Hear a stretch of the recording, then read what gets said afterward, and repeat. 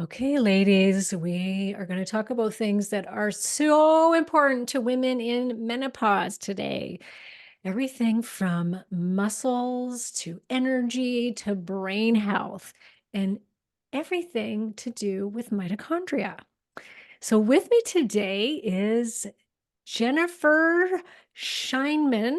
Was Got that it. right, You Jennifer? got it. Okay. You She's got like, it. she is an accomplished registered dietitian nutritionist, boasting over 2 decades of expertise in nutrition and wellness. Jen's master's degree in integrative and functional nutrition, coupled with advanced training in bioenergetics and hormone balance from the Institute of Functional Medicine, provides her with a profound understanding of the complex interplay between nutrition, cellular health, and longevity. Jen is currently the senior manager of Timeline Nutrition, where she plays a pivotal role in educating both healthcare professionals and consumers about the significance of cellular health and urolithin A in the context of aging and longevity. Beyond her responsibilities at Timeline, she's a renowned speaker, writer, and media figure.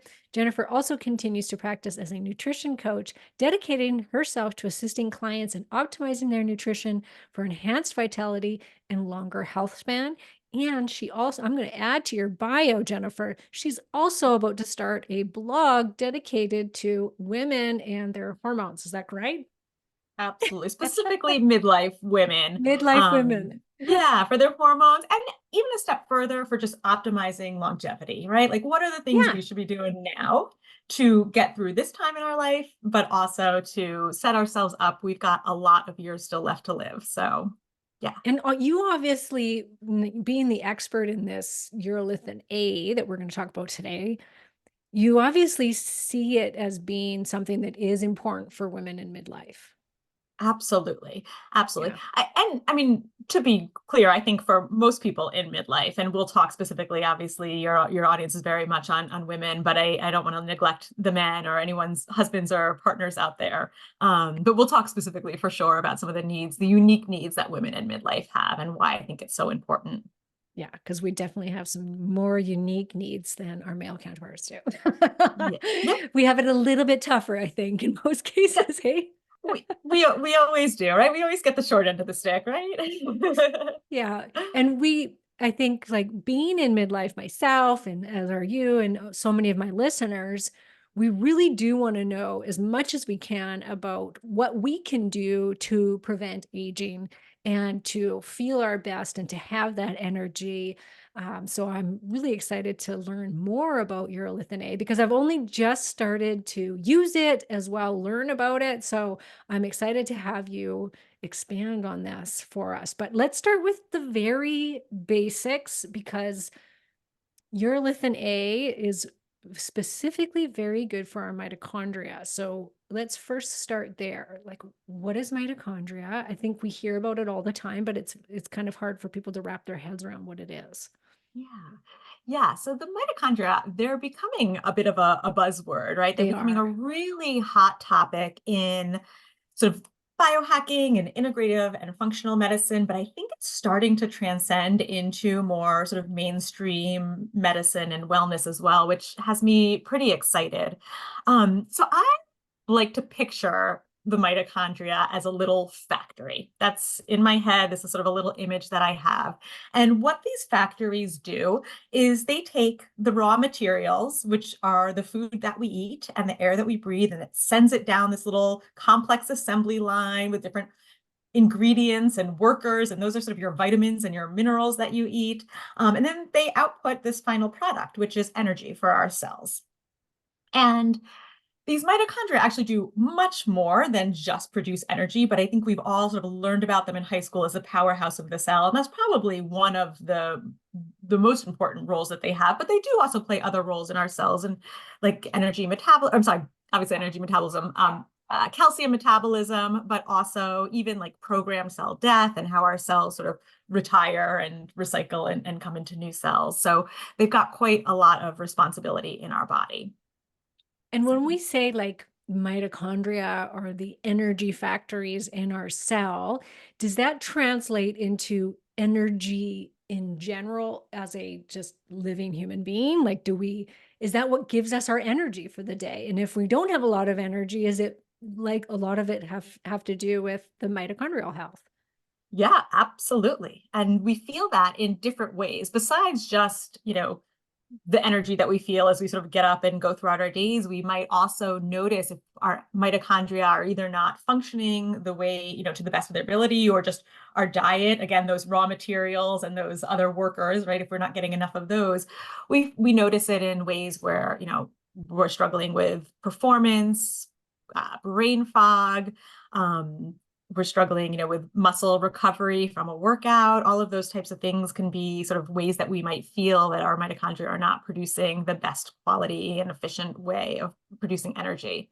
So they're really impactful in all aspects of our health. I mean, every cell in our body, other than our red blood cells, requires mitochondria for energy. And we know that mitochondrial decline is one of the hallmarks of aging, meaning that is actually one of the things that contributes to the aging process. And it's really, it plays a role even in diseases of aging. So everything from cardiovascular disease to cognitive decline, skin aging. I mean, just pretty much every aging system mitochondrial decline will play a role there. So we can't get away from mitochondrial decline. Like it's just a natural part of getting older. Absolutely. But there are things we can do to slow it down. And there's also things that unfortunately we're doing that can speed it up, right? Okay, yeah, right. And so it's sort of finding that balance, through a healthy diet and exercise and sleep, and all the things I'm sure you're constantly talking about with your audience. Those are going to help to preserve our mitochondria, and slow down that damage that's happening to them. And then there's, other things that we can do that will actually help to build up this recycling. There's a recycling process that happens of our mitochondria. So because they're so vital to our health, if you think about it, right, like that energy is currency for our cells to do their job. And they're so vital that we have this innate ability to recycle our mitochondria. So again, if you sort of picture that factory, as it starts to break down, you want to kind of demolish that factory, take the pieces that still work and build newer factories that are more efficient at producing energy. And that's a process called mitophagy. So I think a lot of people have become very familiar with something called autophagy Mhm. because fasting has become such a mainstay in terms of longevity and health. And that's that cellular recycling, as our cells become damaged. And so mitophagy is just a very targeted form of autophagy that just happens to the mitochondria. So Ah, by preserving that process, which unfortunately also declines as we age, right. we can help to preserve our mitochondria function. And, energy is one of the things that I feel just becomes so coveted as we age. It's like we want that youthful energy back that we used to have in our 20s, and where it was like you could stay up all night. And if you were me, you could party till, 4 or 5 o'clock in the morning, go to bed for a couple hours, get up and do it all over again and feel great and full of energy doing it. Now it's like, oh my God, it's 10 o'clock. I can barely keep my eyes open. And we're always trying to like find ways to get more energy. It's like whether it's in supplementation or through exercise or through sleep or whatever, like we're just always going, I want more energy. I want more energy. And so I think as we age, this is one of the biggest things we start to notice is that decline in energy. And it's very bothersome. Like I hate it. I want energy and I want more energy. And so where does urolithin A come into mitochondria? Like what is it and what does it have to do with mitochondria?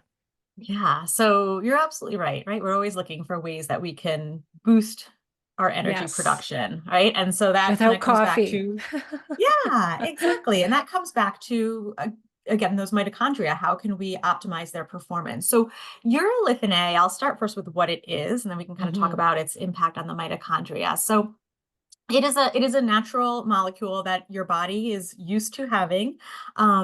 It's what's called a postbiotic nutrient. So that's a little tricky because it actually doesn't come directly from the food that we eat.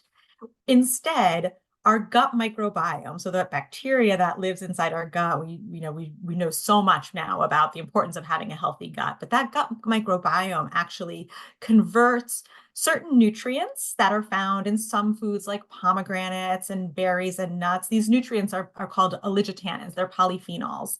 So your gut microbiome converts it into urolithin A. So I like to think of your gut microbiome and the way a postbiotic is we basically give our gut microbiome like room and board. They get to live inside our gut. We protect them, and we feed them. They basically eat the things that we can't digest ourselves, like certain fibers or these polyphenols, and they pay us in these postbiotic nutrients. So urolithin A is one of those. So it's important when people start focusing on urolithin A and want to think about if this is something that they want to include in sort of their health regimen. Not all of us can make it because we don't all have a healthy gut microbiome. Mm-hmm. And we can talk more about that in a little bit, but Mm-hmm. I do want to address also like what does it do for the body? So I had talked about this cellular recycling process called mitophagy. So urolithin A has been proven to optimize mitophagy, so that cellular turnover of our mitochondria. So when you have more mitochondria being turned over, recycled, more of those new factories being created, you have more energy because again, you've got that factory able to take those raw materials and create energy at the end of the day. And so it's unique in that process. So in humans, the only other things that we know that can actually induce mitophagy are exercise and fasting and calorie restriction. So there's not a lot of nutrients. So there's a lot of nutrients that are important for mitochondrial health for sure, but this one particular process, the only thing that's been clinically validated to my knowledge at this point right now in humans is urolithin A. Oh, wow. Hey. So you guys really kind of like decided this is what we have to focus on is this one Yeah, molecule. yeah. And I think this story is really interesting. And I always say we, like I was not in the lab doing this. We have an amazing scientific team that has done really like almost 15 years of research before we even had a product that was launched. So this research has been going on for well over a decade and a half. And one of the things that I think really got them excited about this was they were deconstructing the pomegranate because there are so many health benefits of the pomegranate. And those polyphenols that I talked about, there's a number of benefits in terms of health and longevity and cancer prevention. We were talking about hormone health earlier when we were chatting. And so our research team started feeding worms, and a lot of longevity research starts in worms because worms only live 30 days. And so it's really easy to test interventions there and see what's happening. So they fed these worms, they're called oligotannins, those polyphenols. They fed another group of worms urolithin A. And the worms that they fed urolithin A to lived 45% longer than the worms that Wow. were fed the oligotannins. And not only that, they noticed that these worms were more active as they were getting older as well. And so this was kind of like an aha moment, like, what is this stuff? And let's learn more about it.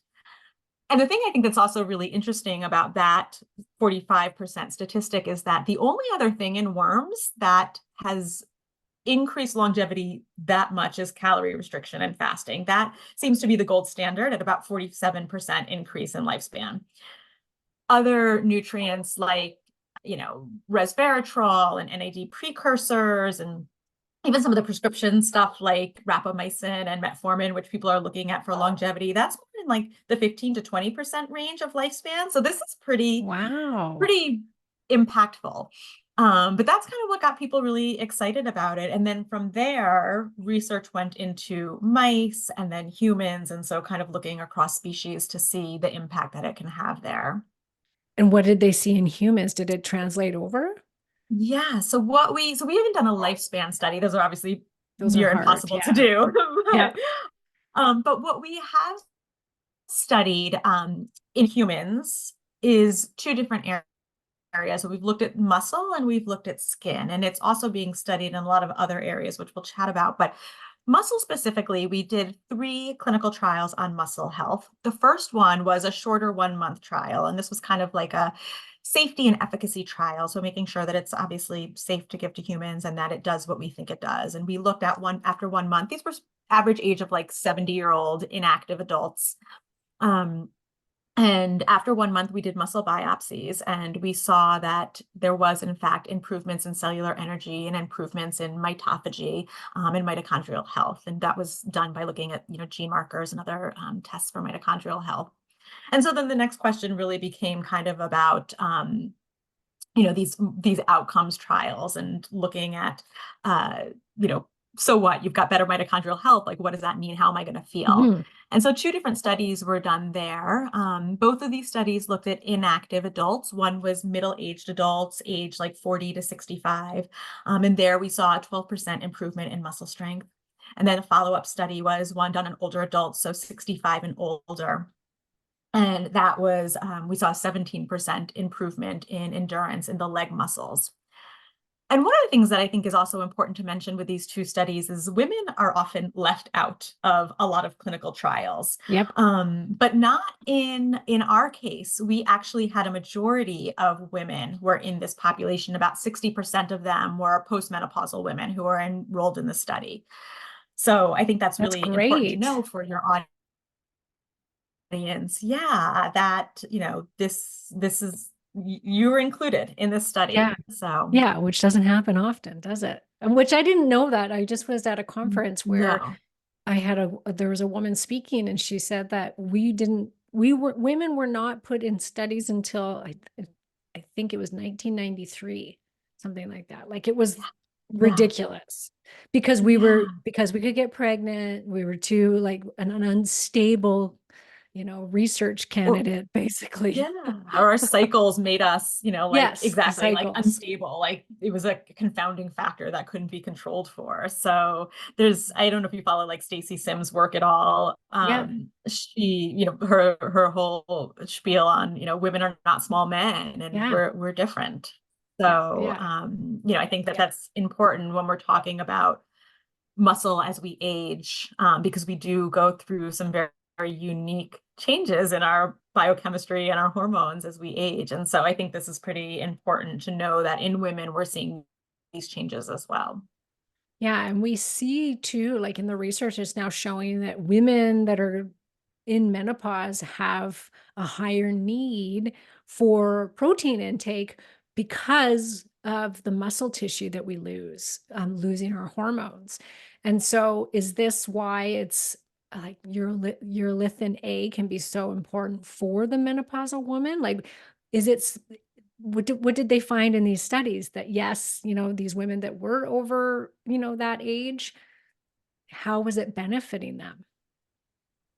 Yeah. So what we saw in these studies, and I think what's important also is there was no change in diet and there was no change in exercise. And we still Um, saw these improvements in muscle strength wow. and muscle endurance. So these very important markers of, metabolic and muscle health.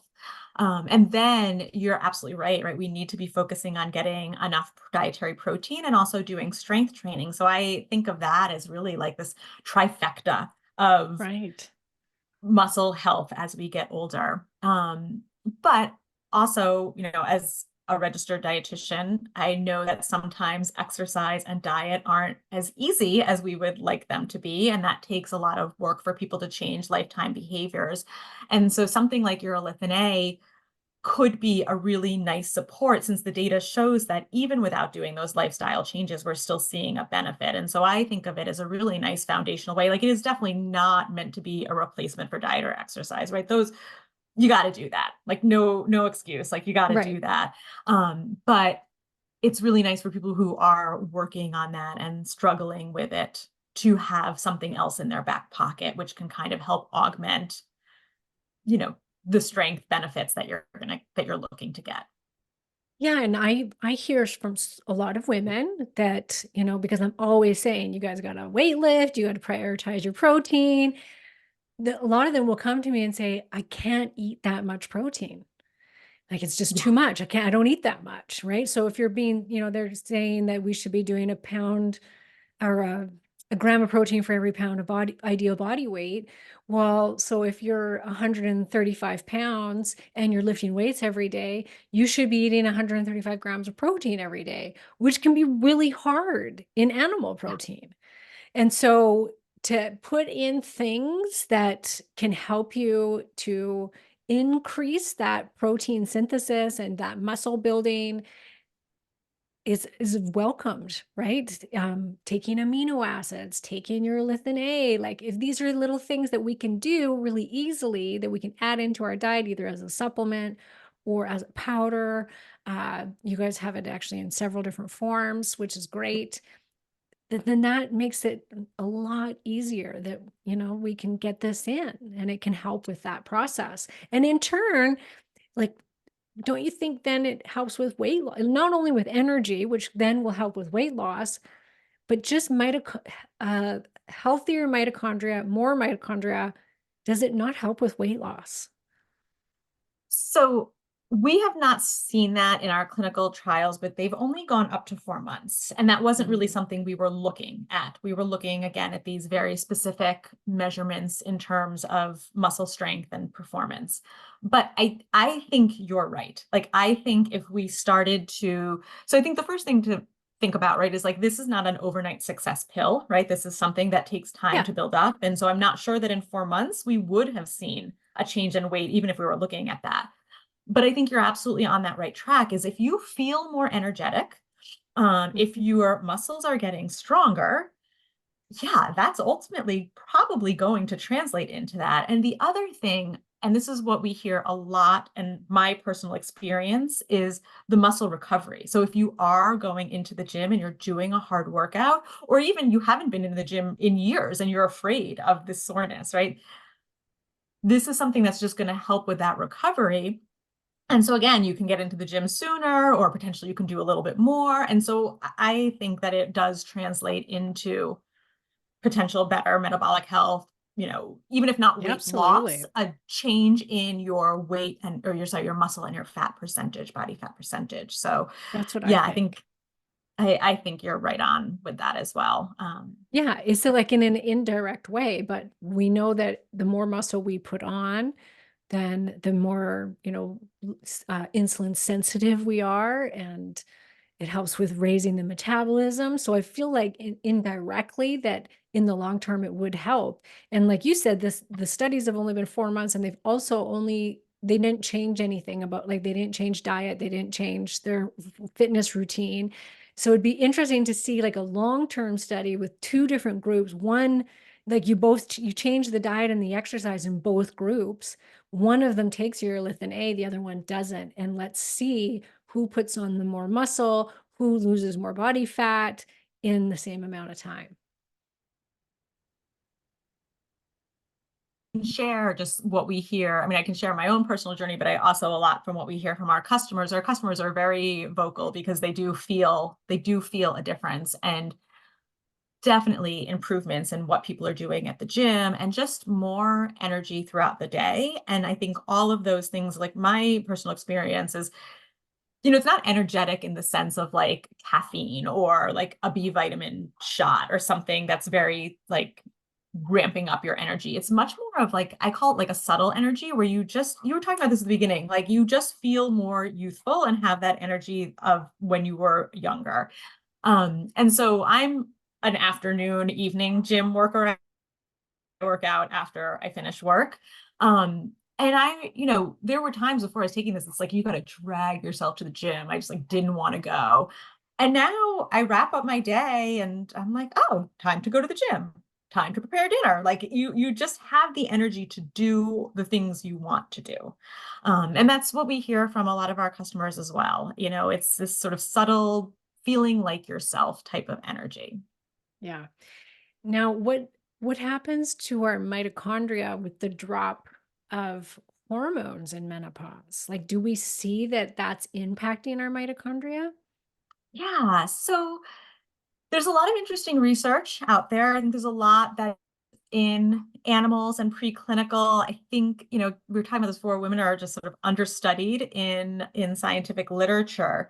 But from what I've read and what I've seen, there's a lot of these diseases of aging are related to mitochondrial decline. And we know that women seem to be protected from a lot of these until we go through menopause. Yeah. We know that there are estrogen receptors on the mitochondria, and that estrogen does play a key role in bioenergetics and that sort of mitochondrial energy. So I think, yes, I think that, as our estrogen is changing and decreasing as we get older, that is impacting our mitochondria. And some of the research that I've read that was pretty compelling and interesting talks specifically about the brain. The brain is a highly energy demanding center, right? It's thinking, it's doing everything 24/7. And there is definitely a very strong relationship between mitochondrial decline and diseases like Alzheimer's and Parkinson's. And Alzheimer's specifically is something that there's a much higher rate of in women. And so I have seen some interesting research around estrogen's role in Alzheimer's and mitochondria energy as well. So I think more to watch on that as it comes Yeah. out. But I think an interesting pieces of puzzles that, that we're kind of all starting to put together and think about. I Um, did find one research paper that showed that Urolithin A modulates the ERA dependent, which is estrogen receptor alpha dependent gene expression, thereby inhibiting endometrial cancer proliferation. So that means like stopping the endometrial cancer from proliferating, growing. And I thought that was really interesting, but there wasn't much else besides that. So, but I did yeah. think, wow, that's really interesting. Yeah, there's another interesting, so two sort of preclinical trials that I think fit into that as well. So there is a preclinical trial, and we're actually starting to look at some more clinical trials around immune health as well. So this wasn't specifically around women's cancers, but just cancers in general. As we get older, our immune system starts to age just like everything else, and that is closely correlated to mitochondrial decline. And so we do have some preclinical trials looking at like colorectal mouse models of cancer, and there does seem to be something there in terms of boosting the immune system that are sort of these early scavengers of these tumor cells. So there's an interesting piece there. There's also some really interesting preclinical trials that are moving into clinical trials on just reproductive aging in general, because the ovaries are the fastest aging organ in a woman's body, and they are highly dependent on energy from the mitochondria as well. So even looking at things like, extending how long women, can be of childbearing age, or using this as like an augment to IVF or other sort of fertility treatments. So I think there's definitely a lot to uncover around urolithin Mhm. A and women's hormones in all stages of our life. Yeah, I think so too. And what are we seeing? Like, what are the like main symptoms, if there are any, that would tell somebody, besides them just getting older, that they might have mitochondrial dysfunction or low levels of mitochondria? I think the biggest ones are sort of this declining, waning energy. Brain fog would be another good one. Muscle fatigue and tiredness, and just poor recovery from a workout as well. I think these would all be, signs like that our mitochondria, kind of more of the obvious signs that our mitochondria are starting to decline. Um, but just being older, even Yep. in our 30s is when muscle decline starts to happen, right? So Right. chances are, even if you're not feeling it yet, it's happening. Yeah. Let's talk about the skin. So, how did you guys go from like studying from worms to its effect on your skin? Yeah. So I'm not part of the research team. So to be honest, Yeah. I'm not entirely sure like where that was put Yeah. together, other than that urolithin A is a very sort of stable, robust molecule. And so it lends itself to being put into like different types of products. And I guess, sort of this knowledge that the skin cell will absorb urolithin A directly. And I think when people start to think about like, hey, you can take it inside and put it outside. It's almost like a vitamin C, not in the way it works, right? But we're very used to topical vitamin C, but also eating vitamin C, right? So that's how I like to think Yeah. about it. Yeah. And so once that they realized that the skin cell will absorb urolithin A, and again, induce that mitophagy there, basically making the skin cell act in a more youthful way, then it became, well, wow, what can this really do for skin health and skin aging? And so we launched a skin line about a year ago, and that was based also on some really high quality clinical research where, again, we were improving mitophagy in skin cells. And what we see is that when the skin cells are acting in a more youthful way, they are better at producing collagen. So the genes that turn on collagen production and organization, those are upregulated. Genes that turn on collagen degradation, those are dampened. So, of course, when you have better collagen production, you see a reduction in fine lines and wrinkles. And so, in just 2 weeks in the clinical trials, and these were also in postmenopausal women, and then other studies had both men and women kind of middle age. So, again, including us and your Yes. audience there. So, in just 2 weeks, visibly noticeable Wow. improvements in fine lines and wrinkles. And then that became really statistically significant at 8 weeks.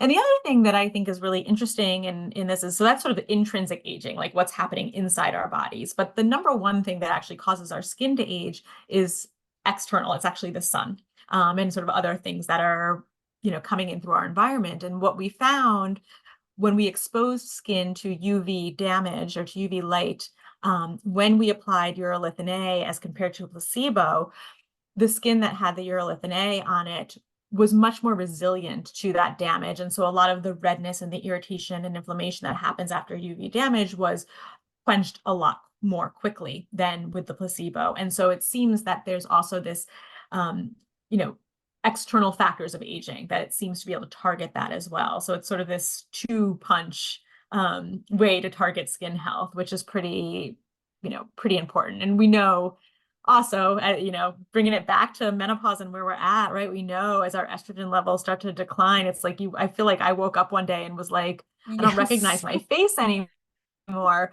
And that collagen decline that is happening as a result of estrogen loss. And so this is sort of another way to kind of help tackle, the loss of, volume and elasticity and those fine lines and wrinkles that are happening as we're getting older.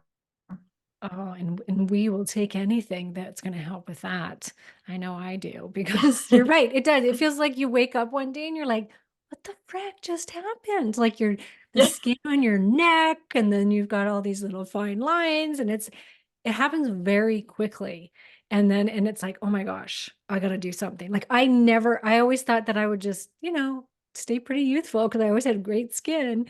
And then it was Yep. like overnight, I'm like, ooh, I have to start doing something now. When I used to be the person that would wash with soap, never put anything on my face as far as cream went. It's just like I didn't care about it because I had good skin.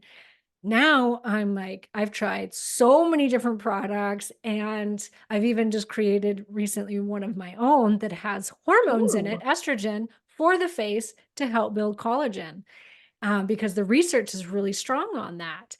And then when I heard about urolithin A topical to be able to use that topically, I've got some on its way. So I haven't started using it yet, but I'm really excited to put that on with my face cream because look out, I'm going to look like I'm 25 again. Yeah, I'm so looking forward to hearing what your experience with it. And I also have been very lucky to have good skin my whole life too, until sort of as I got older, I was like, what is happening? Um, and I've used all the lotions and potions, and I'm truly not saying this just because I work for the company. Like, I think this is a very special skin product, and I can't believe the amount of compliments that I get on my skin recently. Um, You have and great skin, I can tell. Thank you. And I've actually stopped using a lot of other products because I was like, I don't feel like those are doing anything. Like, it's like my 10-step process actually went down to like 2 steps because I now use our line and I really notice a difference in it, which is nice to have like a more simplified routine that's really, really effective. Um, but it is also very safe and very gentle. And so you can use it. It's like we want to target different ways that both internally and outside, right? We want to Yeah. target different ways that we age. So I think, right, that makes perfect sense that we know that we're losing estrogen, and that's part of what's causing our skin to age. This is targeting mitochondrial decline. So there's probably a really beautiful synergy that happens between using these two products together. Kind of Yeah. target different ways that our skin is aging. So I'm excited to hear what you think. I'm excited to try it for sure. Like I said, I'll try anything. And the fact that you saw results in the clinical trials within 2 weeks and then again at the 2 month mark is that's very promising. That's Yeah. that's what we And I'll want to say, like, hear. I've been using it for about a year now, and it's like it's still noticeable. Like Hmm. even a year later, like I'm noticing it. I wish I had taken some before and after pictures of my mom. I had her started as well. And she's 76 and she's got great skin too for her age, but her skin is incredible. Like I Wow. am shocked every time I see what her skin looks like. So it's really nice stuff. And I Yeah. sort of joke, like, I believe in the nutrition stuff enough that even if I didn't feel a benefit, I would take the nutrition stuff. But like if I didn't see a benefit on my skin, there's no way I would use this. And now I use Right. the entire line because You it's just noticed. so it's really, yeah, they're really nice products. Yeah. And that's what we want. We want to be able to notice these things, or else, yeah, you can read about how it's good for your skin and then you go use it and you don't notice Yeah, anything. So, yeah, I think that exactly. that's exciting.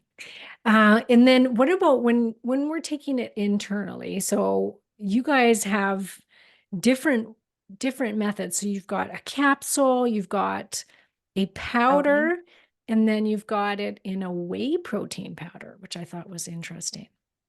Yeah, well, the whey powder is being discontinued. So Okay. sadly, yeah, we're just sort of starting to streamline now that we have our skin and we have Like to what's our oral, selling. our nutrition. Like we just kind of wanted to like streamline with our best sellers. But we Yeah. still have a powder and we have the soft gels. So the dose, if you're going to take the pills or Hmm. the powders, is 500 milligrams. So our studies looked at 500, and you can go up to 1,000. There's no reason to go above 1,000. You sort of plateau at the benefits of that. So no need to take any extra. Um, and so we sell it in 500 milligrams, and it's either 2 soft gels a day, or for people who just don't want to take any pills or any more pills, the powder is in a really delicious berry flavor. So there's no sugar added to it. All our products are clean label verified. NSF for sport, which is a very rigorous certification for cleanliness. It's basically saying athletes can take this, it's safe, it's clean, and FDA GRAS certified. And so the soft gels, 2 of those, or one of these sort of berry sticks, which you would mix more into like a smoothie. So it's a little more of like a food-based approach. So it just really gives people a choice on how they prefer to take their supplements.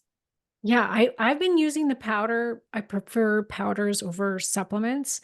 My body takes it in a lot better, but so I've been mixing it with my amino acids as like a pre-workout drink or a post-workout drink. And it mixes really well with that. And I think it tastes fine just with water. Yesterday, Yeah, I just had it by itself with water, and I thought I mean, it's not sweet. It just, like you said, it just has like a little bit of a berry flavor to it. And then once it warms up, I'm going to start using them in smoothies because I think it yeah. would taste really good in a smoothie. But yeah, you can mix it in with yogurt. You can mix it in. And you guys have like a little recipe book that shows you Mhm. how you can incorporate it into food, which I thought was really great. Isn't the little packets 1,000 milligrams? Nope, it's Oh, it's 500. 500. Okay, so they're Yeah, all 500. Okay, yeah. and then the And I guess capsules are 500. the capsules, so 2 of them is 500. So Okay, each one is 250. Yeah. okay. And I just wanted to ask, so the water, we don't always recommend mixing it in water just because it doesn't always mix well. Although the more that I'm Yeah, talking to people, they're like, "Oh, I'm mixing it in water and it's great." So, yeah. so just for anyone who's listening, don't be alarmed if it doesn't mix well in water. Like I've had someone told me they use one of those little like The little milk spinny thermometer things. Yes. thing. Yeah. Yeah, and that seems to do the trick. And I'm like, I can't believe I didn't think about that. Yep. Um, but Yeah, it's great. I love it in yogurt, to be honest. That's like my favorite way to do it because it's not sweet, but I do a lot of like plain yogurt and so it adds a nice flavor to that. Yeah, it doesn't look good when Yeah. you mix it with water. And what I do is I just like I have it in a mason jar and I put the lid on it and I shake it. And it Shake does it. it. You get a little bit of sedentary stuff on the bottom, but I'll just put the lid on and shake it again and then keep drinking it. And I think it's fine. I think it's like not a big deal at all. Keep drinking But it. yeah, I'm sure some people would Yep. probably think, no, Yep. that's It's gross, just, but yeah. or it looks gross. It doesn't taste gross. It looks gross. Yeah. But no, I think it's good. You know, I I think don't I, I drink a lot of smoothies that don't look good. right? Same. Yeah. So, Same. Like, you um, get like the brown colored or the green or yeah, no. yeah. And then Yeah. it's what Berries and we're greens don't make a pretty mix when no, you they blend don't. them. Absolutely not. And so where is the research going? Because I know that you guys have done so much research on this product. Like you said, 15 years. And it's not stopping. There's a lot of different companies that are researching urolithin A. And so are there things kind of going on right now as far as the research goes that we're going to be seeing? Yeah. Yeah, so there is so much research. Like if anyone Mhm. goes to PubMed and puts urolithin A in, they will see, hundreds of articles, probably thousands of articles pop up. So there's research that's happening outside of our company for sure. And there's research that we're doing. So a couple of studies that will be coming out from us soon, or that we're kind of starting is one that I'm hoping should be coming out soon because it's actually wrapped up. And this is about still in the muscle space, but a lot of the questions we get are, okay, so you've demonstrated that in sort of sedentary adults that it's helpful. But what about people who are active and already doing all the things to support mitochondrial health? So we did a trial with Olympic trained endurance runners. Where they were at training camp. So their exercise and their diet was controlled for. And they were randomized to either placebo or urolithin A. So the data is still being analyzed. I hope that should be published soon, but it looks like the big story there is really on that recovery piece, that muscle recovery Mm. that's happening, and a lot of the inflammation that happens after exercise, because we do get inflammation after exercise. There's some other muscle trials that are being looked at, looking at people who are hospitalized and so inactive and start to lose muscle from that, and seeing if high protein alone or high protein with urolithin A will be a better support of like augmenting that muscle decline. And then outside of muscle, I mean, there's so many areas, because when we start to think back about the fact that mitochondrial decline, this decline in mitophagy, are triggers of so many chronic conditions, that's really where the understanding of how useful this molecule could be. So we've got a couple trials that are going to be coming out looking at different sort of like cancer areas. So one is, I believe it's mostly going to be women that are post breast cancer who have gone through like chemo or radiation and basically have their immune system like annihilated from that treatment, and to see if urolithin A can help rebuild their immune system after that. We're also doing some research in healthy adults just on immune aging and seeing if we can Mm. help to slow down that. And I talked a little bit about the preclinical trials there. Cognition. So some of that early, memory loss that happens as we get older. I know that has been, to be honest, like a big thing for me the past couple of months, Yeah. as I start kind of going through this perimenopause stage myself. But even looking in sort of a disease state, there's some research. I believe the NIH and the Buck Institute of Aging are going to be looking at urolithin A for Alzheimer's disease. So lots and lots of different Wow. areas where it's being studied: metabolic health, cardiovascular health. I talked about the reproductive aging. So there's so much preclinical data right now demonstrating how potentially useful this is, that I really think over the course of the next couple of years, really this year and beyond, we're just going to see an explosion of research that's translating all of that into humans, and we'll really be able to see what a true benefit this could potentially have for people. So it's an exciting area to be Wow. in. Yeah, for Yeah. sure. And I do have to say that you guys have one of the most beautiful packaged products I've ever used. you. Yeah, They must put a we lot of are energy into that. we do. We use a lot of MitoPure to get our cells energized to, Yeah. to design. But yeah, our designers are incredible. They're really, really talented folks, and they do put a lot of love and care into everything from our social media posts to our packaging. Like it's really beautiful branding.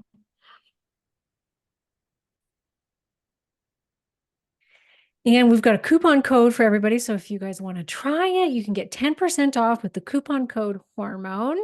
And you can just go to Timeline Nutrition /hormone and you'll see it right there. And I will put all of that in the show notes, of course, and the link, and so that you guys can give it a try, which I highly recommend doing. I'm excited to see the benefits of the skincare as well as what it's gonna do internally. Do you hear from a lot of your customers, like as far as like when they start to feel the difference in using the product? Like, do they start to notice a difference in their energy, or do they notice, are there other things that are noticeable besides the inflammation and maybe muscle recovery? So I always start with what the data, our research shows, and then I'll talk about what our customers are saying. So at 1 month is when we see that mitophagy in the muscle biopsies. So it Wow. takes a little bit of time to build up. It's not, That's not that an bad, no? immediate success. Mhm. And then our outcomes trials, we saw improvements at 2 months and then again at 4 months. So it's definitely, I like people to have the expectation that this could take 4 months before they feel anything. But that being said, we do have a lot of our customers that are like at, 1 month, 2 months, really starting to notice some changes. So, so don't be alarmed if you don't feel anything sooner than 4 months, but be happy and excited if you do. And then Right. with the skin, the skin products are just really like luxurious and beautiful. And, we go to a lot of, like medical conferences and shows and we give out samples and people come back the next day and are like, I like this skin stuff. Like I notice like it's super hydrating, it's very luxurious. They really notice that difference. And then it's that kind of continued use of it. And like I said, like I definitely noticed it myself just after a few weeks, but now that I've been on it for a year, like just I'm constantly really happy with my skin. I'm 48. People are constantly complimenting my skin in a way that they weren't before. So, so it takes time, but it's also you notice it soon, but the benefits kind of continue to accumulate. Right, right. Okay, Yeah. great. That's good. Well, thank you very much. It was a very good conversation on mitochondria, and I love it. I like to learn about this kind of thing. So I appreciate you coming on the show, and I hope that everybody gives it a try and see what they think. And I'm gonna Mhm. report on my new skincare line with mixing it with my estrogen cream and see what happens. See if it can get Yeah. even better. I'm excited to hear the results. Absolutely. All right. Thanks, Jennifer. Thanks, Karen.